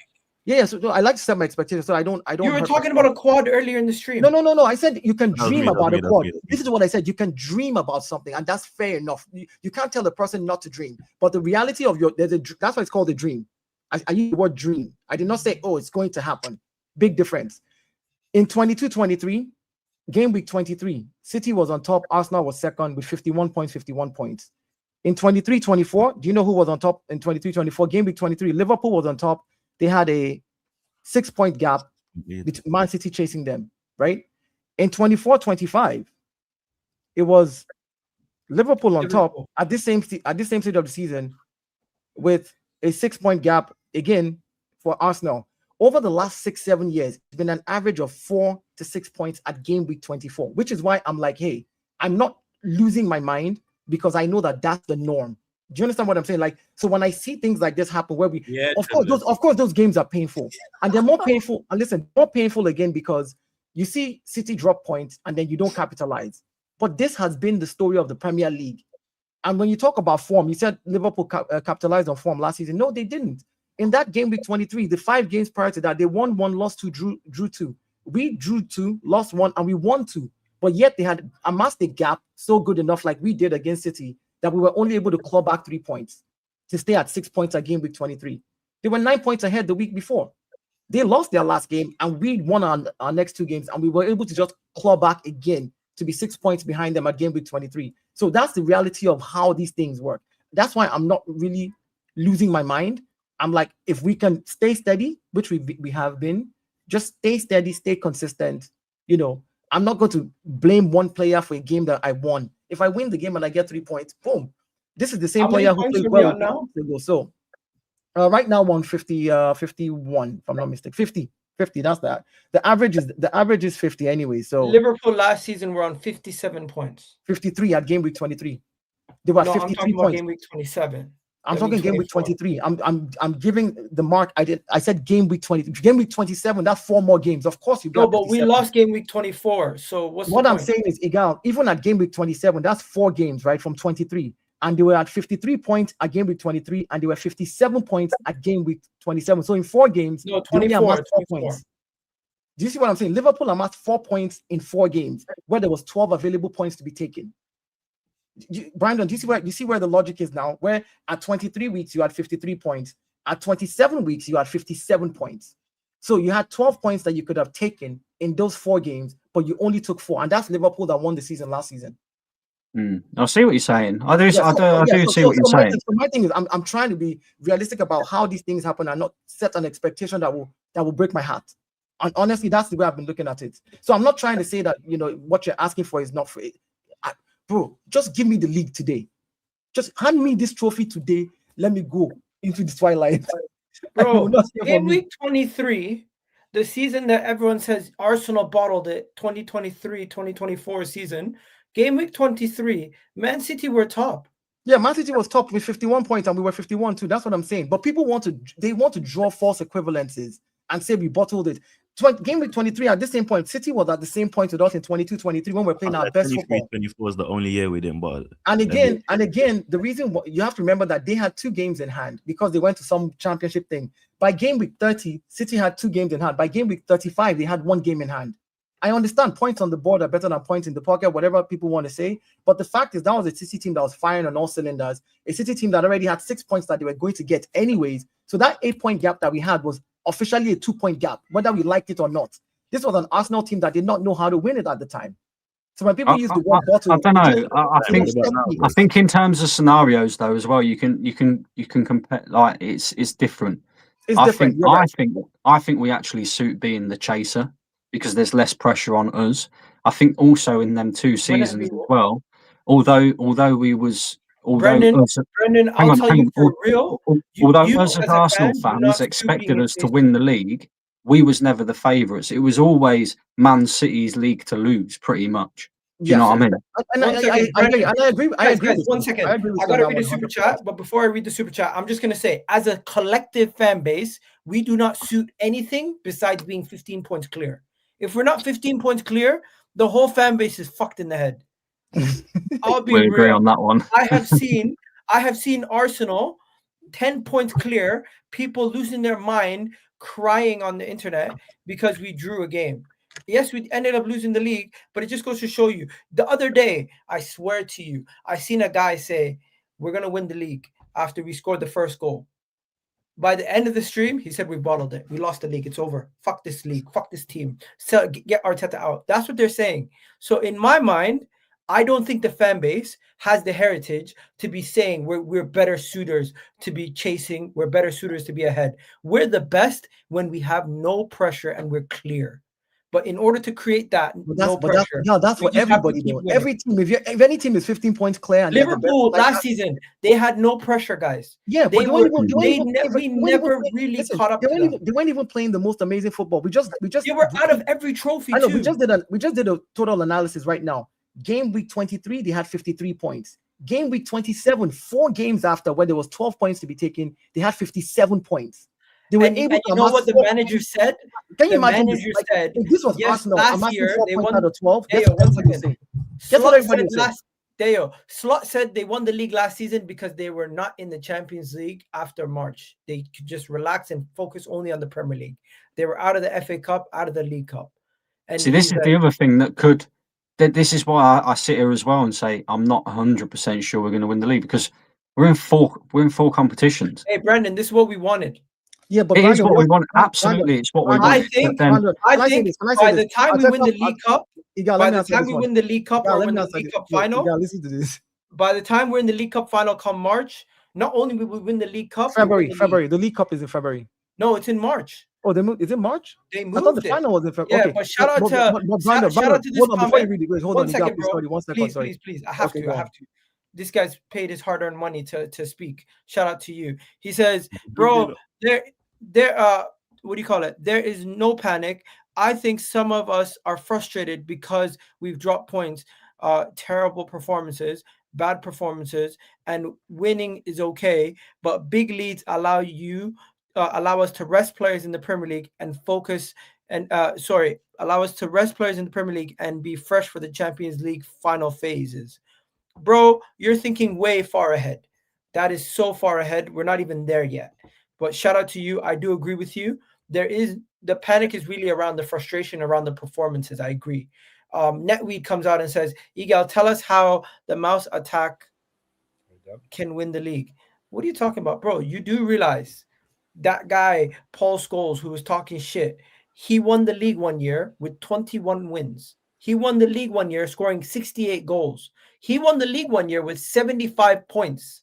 So I don't want to hear about these guys talking about, oh, Arsenal's the worst ever to win the league, blah, blah, blah, mouse attack.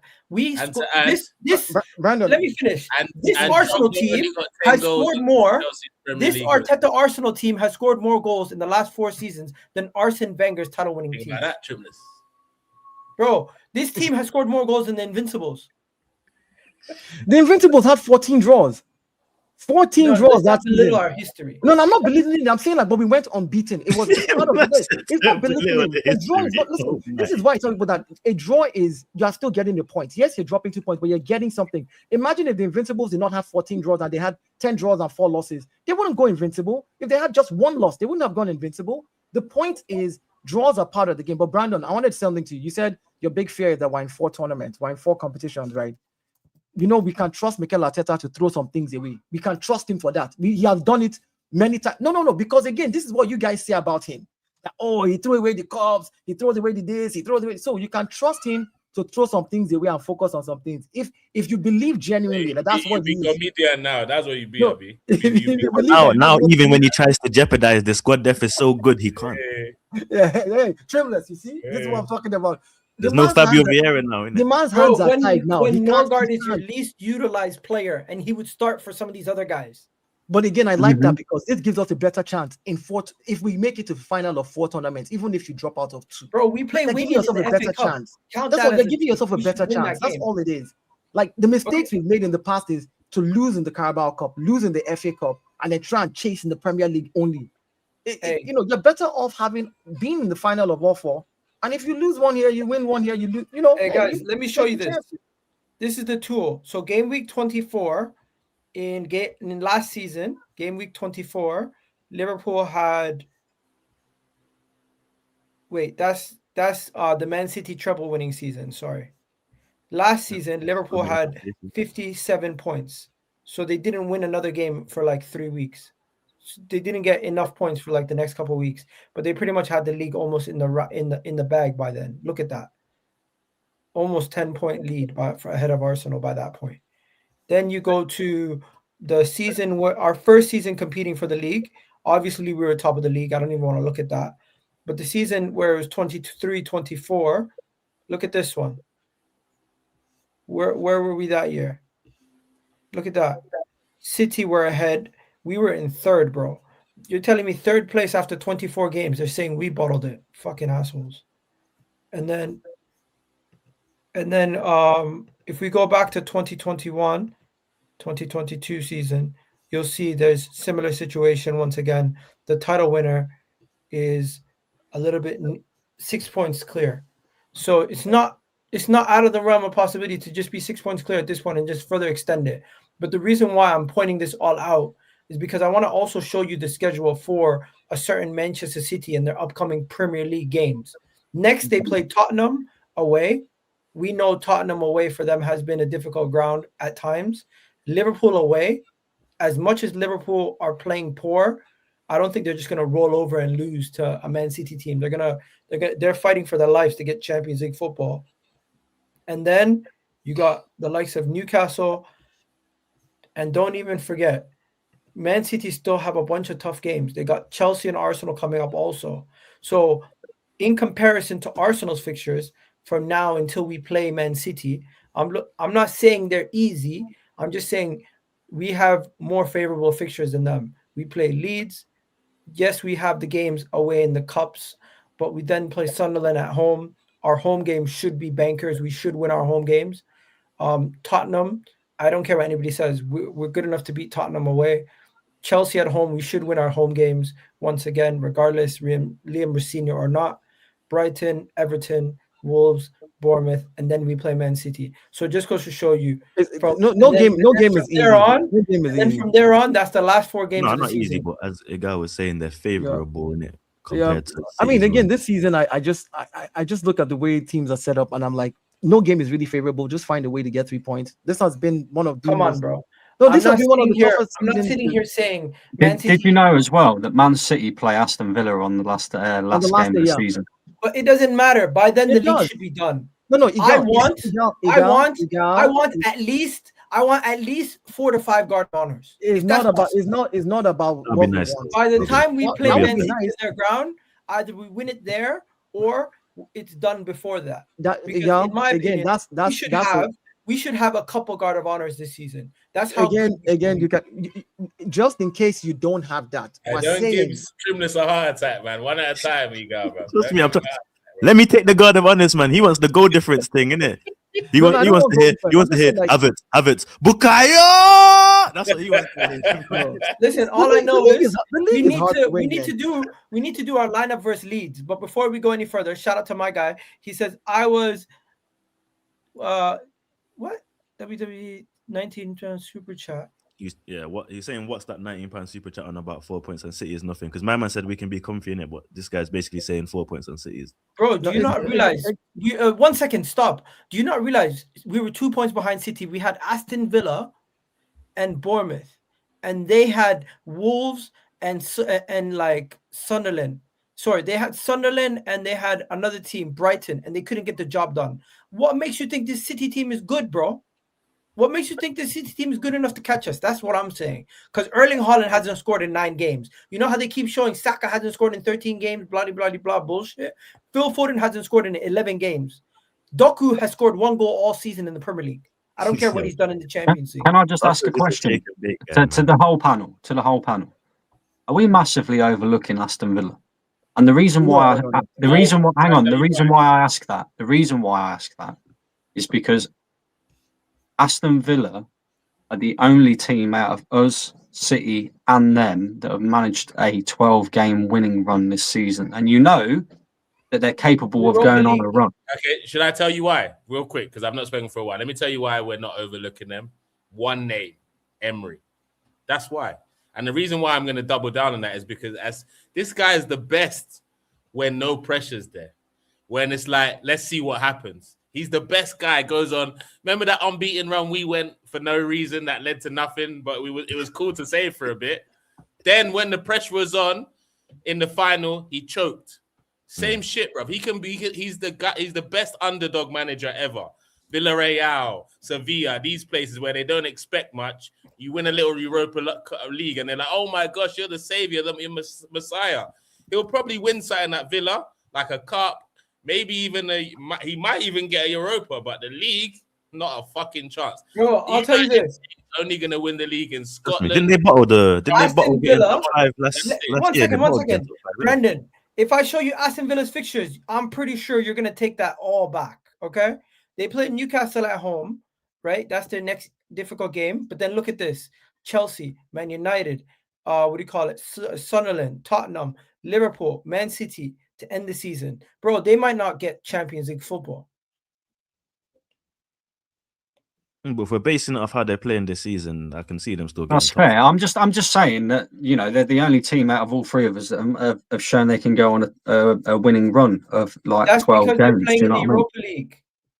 I know that, but this is the point that I'm making, though. I think Again. Like, Arsenal will bottle And they it, but still Aston lost Villa 2 can games win in the it. Europa Get out of League. it, Brendan. Bro, Bad. these guys lost to go-ahead Eagles. You think I'm taking them serious? Wait, what do you mean he's losing? Yo, my bet.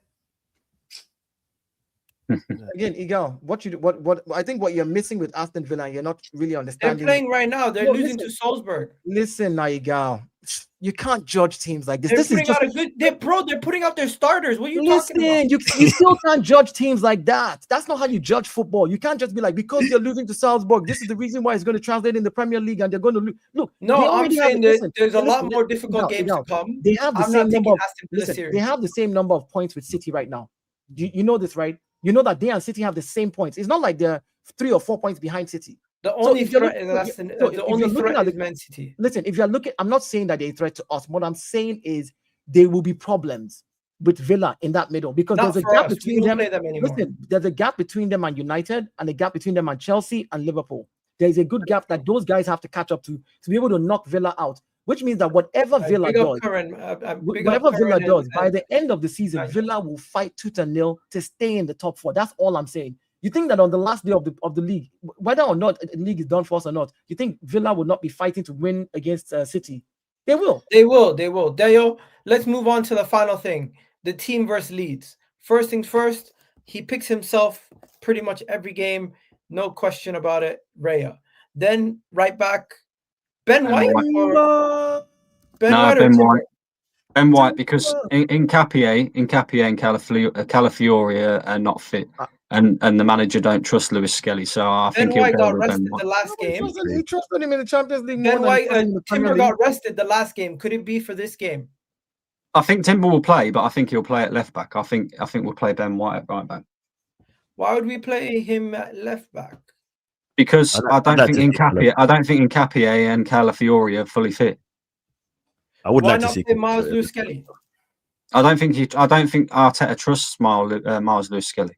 He's barely played. He's barely played in the Premier League. Yeah, and when he's played, he's looked shaky. So why should he trust him then? He has looked shaky when he played. That's why it looks shaky. That's my point. That's the fair thing. If you look shaky, then it is what it is. You go back to what you know that is solid. Know that is. So far, we've done that. Next, I'm just putting in the guarantees. Okay, guys. Don't worry. We're gonna do it. I'm just putting in the guarantees. Okay. I think these are the guarantees. Trossard's playing. Trossard's definitely 100%. Guarantee. We know Zubi. We know Rice. He's gonna play Ødegaard. What are we doing here, lads? So I'm thinking there's 2 slots available to be changed. What are those 2 slots? Why would you change your winning? Why would you change something that has given you? You know what? To win this season. Like I'm going to be controversial here. I'm going to be completely. If it was me, which it ain't ever going to happen because it's Arteta, and like Trimless just said, Odegaard's playing. We know that. We know that for a fact. But if it was me, I would actually drop Zubi because I think he's been poor in recent games. I would play Norgard, and I would play Eze instead of Odegaard. That's what I would do. Why would you play Norgard? That just doesn't make sense. Because every time Norgard's came into the team, he's performed well. Every time Norgard's come into the team, he's done the role. The whole point of having 2 teams is so everyone's fresh. If you just played Norgard for 90 minutes and then now you're gonna say, you know what? Let's play him his first Premier League game for 90 minutes against Leeds. Yeah, why not? You got to reward your players for good performances. Every time Norgard stepped into the team, he's done his job. If you're going to reward somebody, you should reward Havertz. No, but Havertz is coming back from injury though, so it's a bit different. Yeah, I think I would have played Havertz. I would have played Havertz for his performance the other night because I think him and Gyökeres linked up really well, which is something we haven't really seen with either Eze or Gyökeres or Odegaard and Gyökeres. I think they've got that sort of telepathic sort of relationship where every time Havertz got the ball last night, he was looking for Gyökeres, which is something we ain't really seen. I would have played Havertz, but I don't think he's fit. I don't think he's fully fit. He's been out for months. It's not even worth rushing him. It's not worth it. So who do you guys play in the left center mid/10 position? Eze, right? Eze. Yeah, Eze, yeah. If I had the choice, if it's going to be Ødegaard, but yeah, if I had the choice. Deo, you still there? What's going on? He's polishing his Saka trophy, isn't it? I think it's going to be Gyökeres, and I think it's going to be so it's going to be Gyökeres up top. I don't know about you guys. You should play Gyökeres. You should just play Gyökeres. And I think it's going to be Eze. You know the funny thing, what we think or what we don't think. I just look at the data, man. We've won more games with Odegaard and Gyökeres playing in this team this season in 23 games. Yes, we may not like some of the games. We may not like the way we look. No, we may not one like more games with Eze, no? No, we won more games with Eze. What are you talking about? I'm saying you know what? That's the data is. When Eze started for Arsenal, we've won more games with Eze. The data is lying. Don't worry. Like data is sitting in front of the screen. No. I'm looking at it, but it's a fallacy. I hear you. Okay. Because I've done my research as well. The games you're talking about, are you talking about in all competitions? Because if you're saying all competitions, yes, you're right. Yeah, right. I'm talking all competitions. I'm talking in the Premier League. I'm saying this again, Brandon. I'm talking about 23 games so far, bread and butter for Arsenal, 9 to 5. What we need to be doing. we've won more games with Gyökeres and with Odegaard in the team than with Eze. Is what I'm saying. Of course we have. Eze's only played 52 minutes in the last 7 Premier League games. It's a disgrace. Eze has played the most he's ever played in his entire career in the last 4 seasons. What, 10 Premier League games? No. At Crystal Palace, he played only 19 games last season because of injury. The season before that, he played 16 games. The season before that, he only played 11 games. He was redlined. He has played more games at Arsenal in his entire career right now than he has ever played at Crystal Palace. He was redlined by the medical staff. So when you sit there and you say, oh, it's a disgrace that he's only played 52 minutes, you must put into context the player that you're bringing in and why you don't put that type of load on him, because they've seen his history and they know better than we as fans what can happen when you put overpressure on players like that. We've seen him. He's never gone a full season at Crystal Palace. Guys, before we go any further, do you guys change anything? Me personally, I'll change a lot, bro. But this is Arteta, isn't it? Yeah, I mean, again, this is Arteta. This is what has kept us at the top of the table so far. My point is, when it fails consistently, then you can be like, oh man, dude, 3 games back to back, this system is beginning to fail. Or 4 games, or 5 games, or 6 games. But there's been more. No, but the system is dramatically different when Eze's in the team compared to Odegaard. You see, this is the point. I think we are caught between wanting to see players that we like perform on the pitch because we think Eze is going to do some magical thing. He did something against Tottenham. Tell me one other game where Eze has. I'm not saying he has an assistant. He doesn't dwell on the ball. He doesn't dwell on the ball, and he takes risks. And we just hang on. Was he not? Did he not get the assist? Dale, did he not get the assist for Martinelli's goal against Man City? Did he not win us? Did he not win us the game against Crystal Palace? Who's lost the ball more in the midfield? In all our midfielders. Bro, I want my midfielders to lose the ball. I want them to take risks. It's too safe. Everyone. Who cares? We've got Declan Rice and Zubamendi to sweep up for that. It's too safe, like Trimless just said. Do you know what I mean? We've got to take risks somewhere. Nobody takes risk in that midfield. Make things Absolutely happen. Nobody. Listen, Dayo, you clearly are saying the manager is going to pick Odegaard. Is that what you're saying? Clearly, because it's what's been working for him. Like, I don't understand this mental. Like, we're going to sit here and pretend like we don't know that. No, we've said from the get-go, Odegaard's going to play, innit? Me and Brandon were the same, but we'd prefer 3 successive games in the Premier League with Martin Odegaard starting. Again, and he subbed them off. Let me sum this to you. In 38 games in the season, you are going to drop points with some of your. Again, no. And so if it's happened, listen. If it's happened now, hear me out. 57th minute, 58th minute, 45th minute. Clearly, something's not working. That's why he's making. Please tell me that's not Ødegaard's minutes. Yeah, that's no. That's when he's been subbed off. Captain's minutes in big games. Oh my god. Yeah, I've never seen. Honestly, I've never seen a captain be subbed so many times ever in my life. He hasn't done 190. Not one. Nah, that's dark. Yo, I can't lie. That's dark. There's nothing dark about that. You know why? You have a squad full of dark players. About my captain getting listen. Every game with oranges, bro. Yeah. Let's stop this. You see, there's something we like to do here. Oh, my captain. You guys don't rate him as a captain first and foremost. So let's stop that.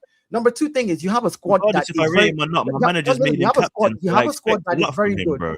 Regardless if I rate him, my manager's made him captain, so I expect him to stand up. I expect him to do these things that he's not doing. The captain's job is not only on the pitch as well. Yes, the pitch is majorly part of it, but there's more things that captain does behind the scenes for the club, for the players, for the team. If you speak to any of the players at Arsenal, to be a community worker, that's fine. On the pitch, any of the players at Arsenal, and they speak about the captain, you hear how they speak about him in glowing respect and other ways. For us to sit here and say, yes, what does he get paid for? What is Odegaard's job? Yo, he gets paid to be a politician, clearly, because I gotta wrap it up. Shit. I'm just gonna say this. Forget about Ødegaard for a second. As a therapist. This comment right here is wild. It's not about favoritism. The manager needs to play the best players available. If Ødegaard is playing, if he's not playing, it doesn't matter. This game versus Leeds, all I need to see is a performance. I need to see a win away from home, and I need to see a little bit better attacking football, hopefully, away from home. The win is the most important thing, regardless how we perform. That's the most important thing. Get the win versus Leeds, and I do think Man City might slip up this weekend. But regardless, we play first the next 2 game weeks. We need to get our job done the next 2 game weeks. And the best part about it, we're not on Big Sky Sports. We're not on TV. It's a 3 p.m. kickoff. You can just go under the radar, just do your job and get the job over with. And that's sometimes where we have some of our best performances. Think about it. Think about our best performance over the last couple of years. Under the radar, nobody's watching, 3 p.m. kickoffs versus West Ham, 3 p.m. kickoffs versus teams where we just batter them like Sheffield United. I just want that one of those away performances where we score bare goals and we keep a clean sheet and we come out of there with the victory. Anyways, people, we're gonna wrap it up. Shout out to Curran, shout out to Nigerian Englishman. Brendan, welcome for joining. Of course, Deo and Trimless. You guys have yourselves a wonderful day. I'll catch you guys in the next video. Love for the love, people. We're out of here. Peace. Love.